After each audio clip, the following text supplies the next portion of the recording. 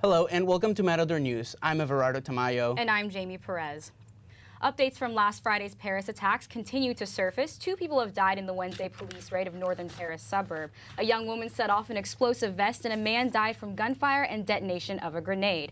The police stormed through the apartment trying to find the Belgian man suspected of organizing the Paris terrorist attacks last Friday. It was not clear if they found the man they were looking for.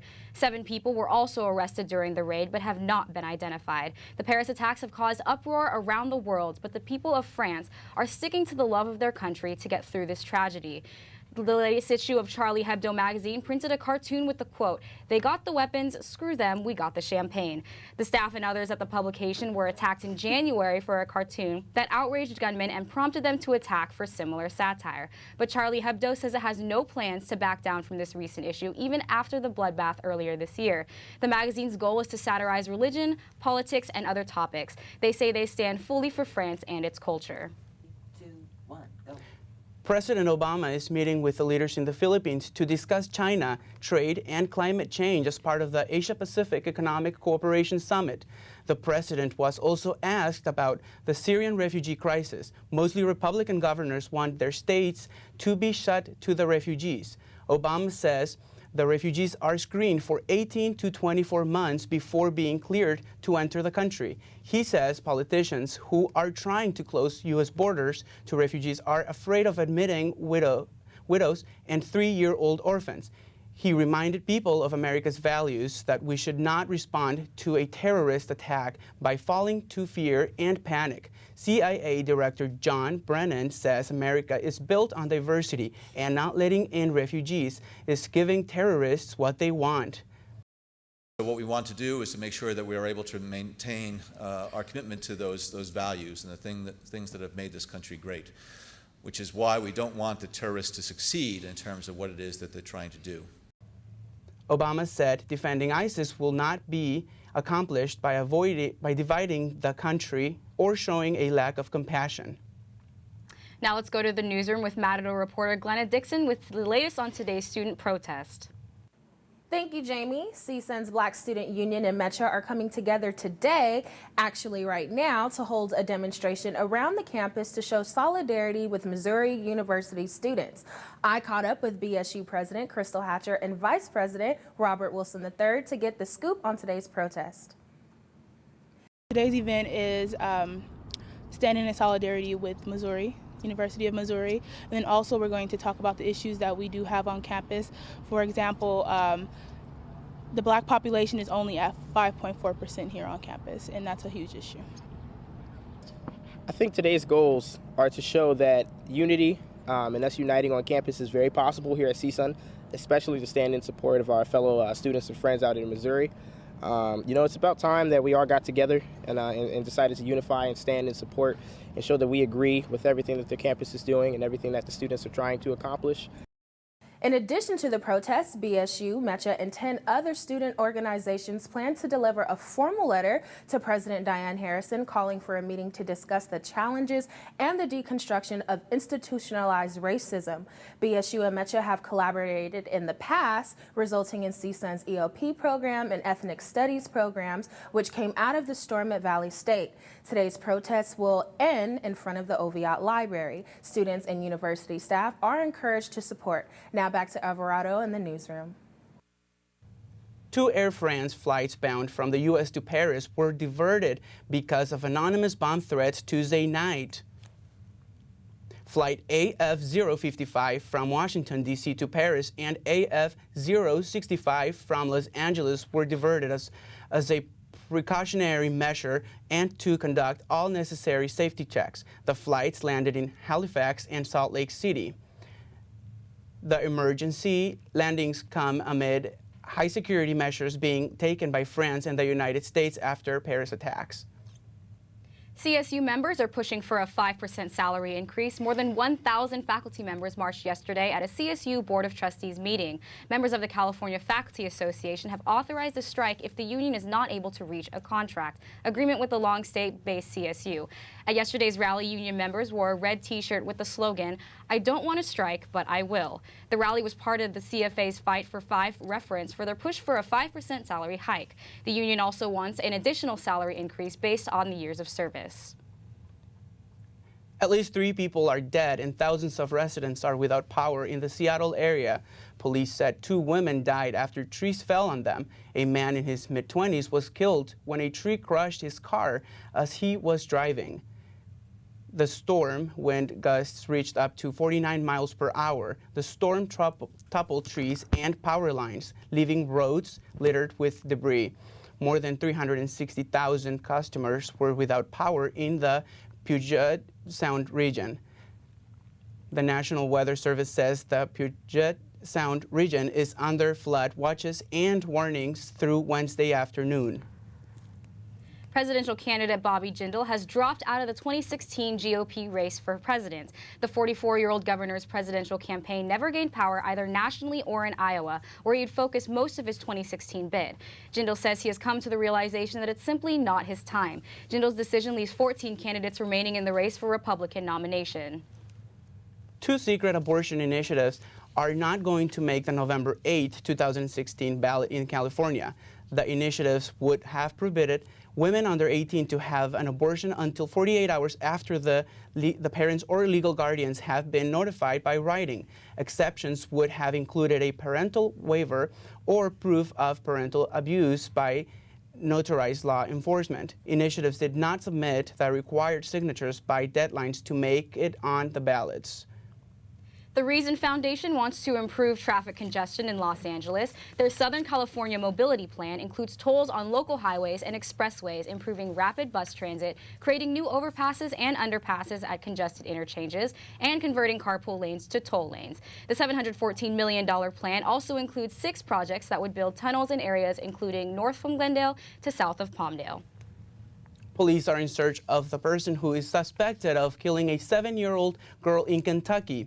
Her mom says Gabriela Doolin was cheering on the sidelines at her brother's football game when she disappeared from her mother for less than 30 minutes. About an hour later, state police found her body in a pond behind the school. Support for the family has been pouring online. In 21 hours, 447 people donated more than $21,000 to help Gabriela's family pay for the funeral. Now let's go to April Sanchez for health news. Thank you, Jamie. Actor Charlie Sheen wants people to understand that HIV is not AIDS, and he feels a responsibility to raise awareness about the disease. Doctors say HIV attacks the immune system by attacking blood cells, which are vital to fighting infection. Once enough of these cells have been destroyed or have died, the diagnosis moves to the final stage of infection, which is AIDS. Sheen denied allegations that he contracted the disease via drug use. Since his diagnosis, he has only had unprotected sex with 2 women who are both under the care of his doctor. Doctors say staying on daily medication is important for helping to control the HIV virus. A new study from the Centers for Disease Control this week highlights the nationwide increase in sexual transmitted diseases. The report shows around half of the groups affected are young people ranging ages 15 to 24. The CDC doesn't give a definite reason for the increase, but the National Centers for HIV and AIDS says it's a sign of the times, including the increased use of social media. A plethora of cases is found among gay and bisexual men, often coming from casual sex via smartphone apps such as Grindr and Tinder. There were approximately 1.5 million cases of chlamydia reported this year, while last year tailed 1.4 million cases. Now let's go to the newsroom with Mariah Robinson to talk about stress during finals week. Students, get ready because finals are coming. With the end of the semester approaching, students are starting to pick up some crazy habits.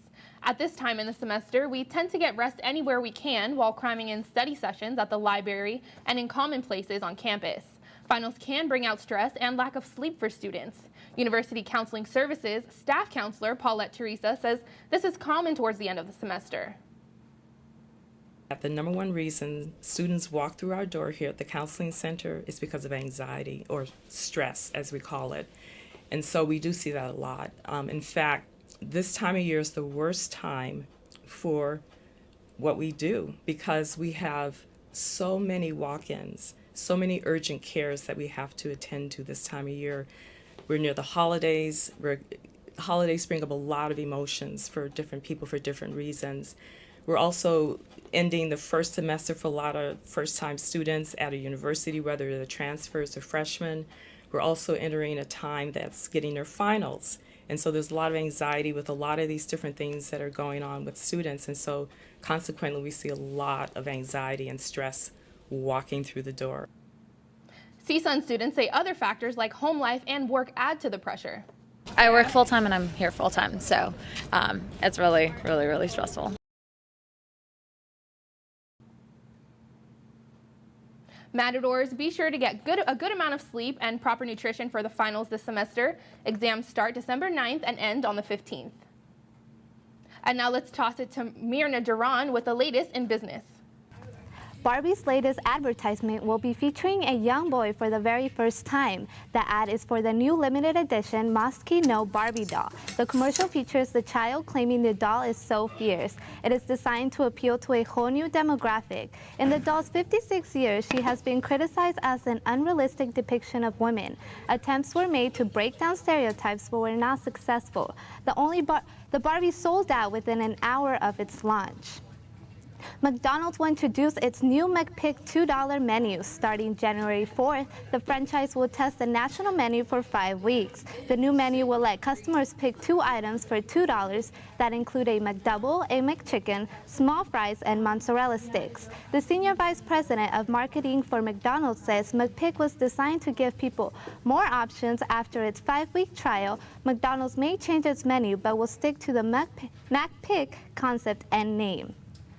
The LA Auto Show is opening to the public on Friday at the LA Convention Center. The show will feature more on the top manufacturers' best-selling vehicles. The show will feature custom model cars created just for the event. Top automakers include Porsche, Audi, Mercedes, and Cadillac will all debut new concept vehicles.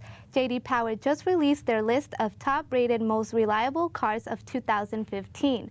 Among those topping the charts are the 2012 Toyota Corolla, the 2012 Chevy Camaro, and the 2012 Scion XD. You can buy the tickets on the show online at the LA Auto Show website and at the LA Convention Center ticket booth. And now let's go back to April for the latest in sports. Boxing champ Floyd Mayweather has come to the defense of former UFC women's badminton title champion Ronda Rousey. The two have exchanged fighting words in the past. Mayweather says he doesn't think it's cool that everyone is trolling her on social media for her loss to Holly Holm at UFC 193. He says he's never been on the other side and doesn't know how it feels to lose, but he's sure she's a very strong person. Rousey suffered the first loss of her career against Holm, who knocked her out with a left foot kick to the neck. The CSUN men's basketball team will host their home opener against the Costa Mesa Vanguard Lions tonight at 7. The guys are back home after playing a round-robin tournament at the Northern Illinois Showcase. The team lost 71-83 at Northern Illinois, then managed to come back and beat the men of Wright State 72-67. In their final game against South Dakota, the Matadors lost their 3-point lead and ended the game 72-76. Come out tonight and show the Matadors some love. And now let's go back to Mirna with the latest in entertainment. Thank you, April. The anticipation is coming to an end for the Hunger Games series. The second part of the Mockingjay movie will be coming to theaters this Friday. At the movie premiere in Los Angeles, the cast paid tribute to the Perez and the attacks last week. The final of the series will bring Katniss Everdeen teaming up with close friends Peeta, Gal, and Finnick to leave District 13 and help citizens of Panem. Their ultimate goal will be to take down President Snow and save the lives of millions. Analysts expect the movie will be getting $120 million. People magazine has named David Beckham the sexiest man alive for their 30th anniversary issue. The 40-year-old British soccer player told the magazine he was honored and pleased, as was his fashion mogul and former Spice Girl Victoria Beckham. You know, she was pretty pleased. It was more my son's reaction, I think, to it than anything, especially my eldest, Brooklyn, 16. I told him that we were at Disney yesterday, and I told him that I'm shooting tomorrow at the time. And he was like, well, what's the shoot? And I said, you know, I'm the sexiest man alive. And he was like, no, what are you shooting? The award was announced during the Jimmy Kimmel Live talk show last night. According to Beckham, he has never felt he was attractive or sexy. Now that's all for entertainment. Here's Jamie with the latest in weather. Warmer temperatures are expected to return starting today following a brief cold front in the region. Los Angeles and Orange counties, as well as the valleys in the Inland Empire, will be clear and sunny with the highs in the mid to upper 70s. The beaches will see sunny skies and highs in the low 70s. The mountain communities are beginning to heat up as temperatures will reach the mid to upper 50s.